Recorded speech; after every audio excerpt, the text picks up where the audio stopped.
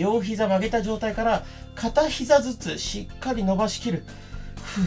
左足を伸ばしきる。ゆっくりでいいのでピンと膝伸ばす。膝の裏、ふくらはぎあたり伸びてくると思います。余裕がある人はなるべく高く上げる。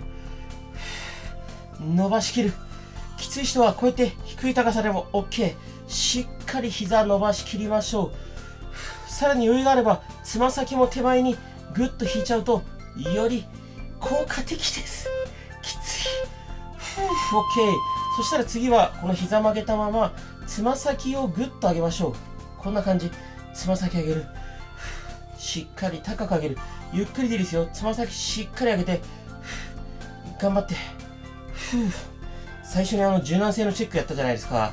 あれ90度が理想っていうか普通に暮らす上で必要な柔軟性です。だから僕もね、正直靴履いたりする時とか結構きついんですよ。だから娘の抱っこも結構きついです。ってぐらい90度上がらないとまずいので、一緒にねできるようになりましょう。もうダイエットよりねもっと前の話、普通の日常生活で必要です。 OK。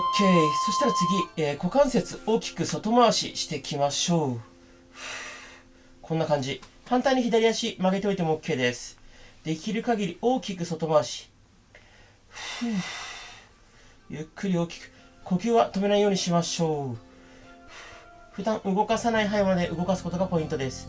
ゴキゴキなるよって方、痛みがなければそのまま続けて OK です。痛みがある方はゆっくり小さく痛みがない範囲で行っていきましょう。呼吸は止めないでゆっくり大きく。よいしょ。次左足いきましょう。大きく外回ししていきます。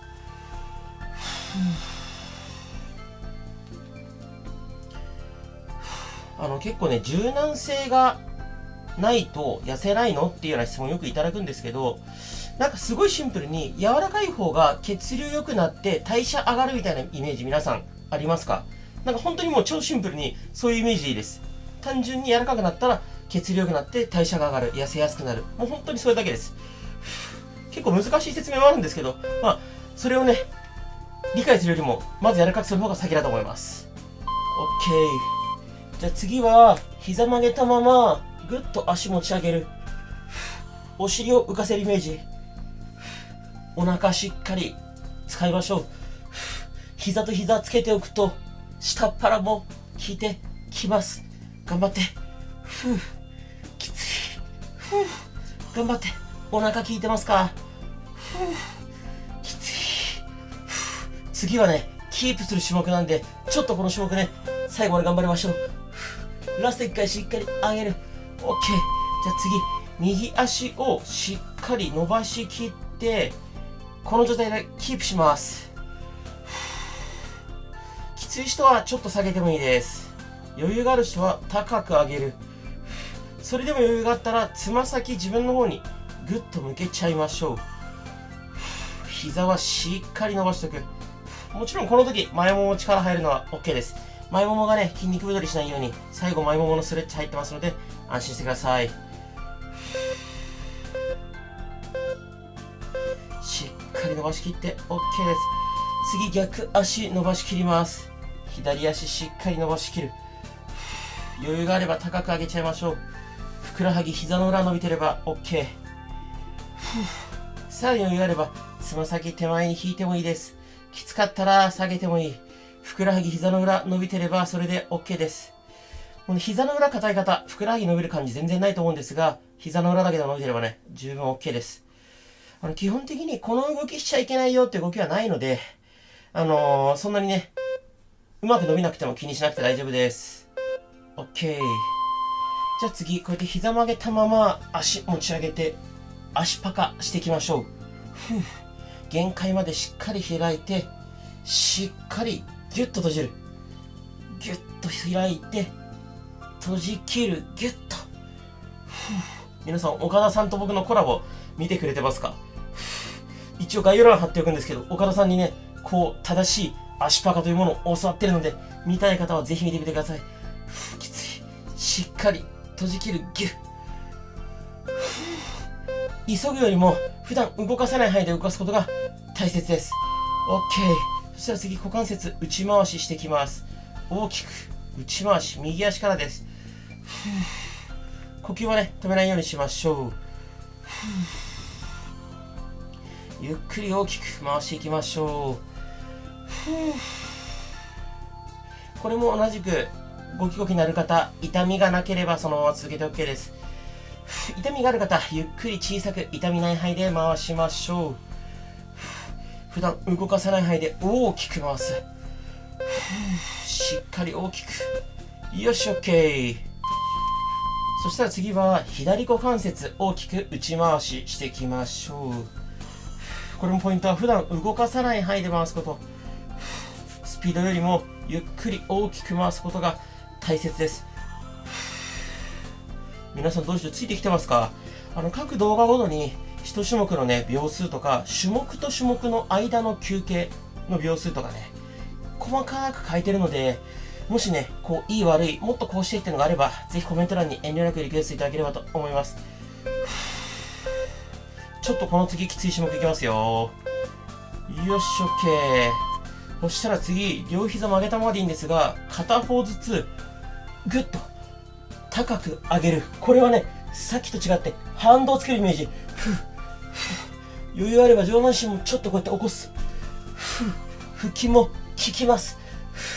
反り腰の人とかはね、これがねすごいきついと思います。しっかり腹筋意識しつつ足を高く上げる。頑張って。きつい。お腹意識できてますか？頑張って。きつかったらサボってもいいですよ。再生速度をね、速くしたり遅くしたりして調節しても OK。 じゃあ次は左足右こっちにねじります。このまま深呼吸しましょう。この反対の左肩できたら床につけておいた方が効果的です。腰、背中、お尻あたり伸びれば OK。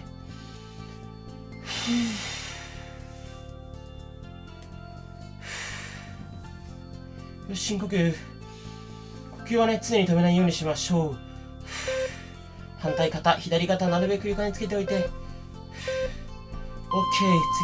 次、逆足いきます。右足を左、こっちにぐっとねじります。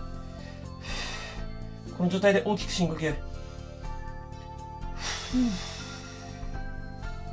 もう一回吸って、はい、吐いて。本当余裕があればこっちの肩しっかり床につけておくと良いと思います。こう反り腰の方も太もも痩せない方もね、もうほぼ間違いなく腰、お尻硬いのでしっかり伸ばしておきましょう。よし OK。 次は膝曲げてしっかり膝同士つけたままお尻を持ち上げる。裏ももお尻を使う。しっかり裏ももお尻使って、きつい。しっかり上げる。ぐっと上げきる。膝同士つけておくことで内ももも効きます。頑張って。もうとにかく僕がズボラなのでですね、お尻、裏もも鍛えながら内ももも鍛えるために膝閉じとくって感じです。楽して両方鍛えちゃいましょう。 OK。 次、膝曲げたまま足パカして限界まで開いてキープ。ついでにお尻ちょっと持ち上げておけば腹筋も効いてきます。こうやってね、余裕であれば手で開いても OK。 こうやっ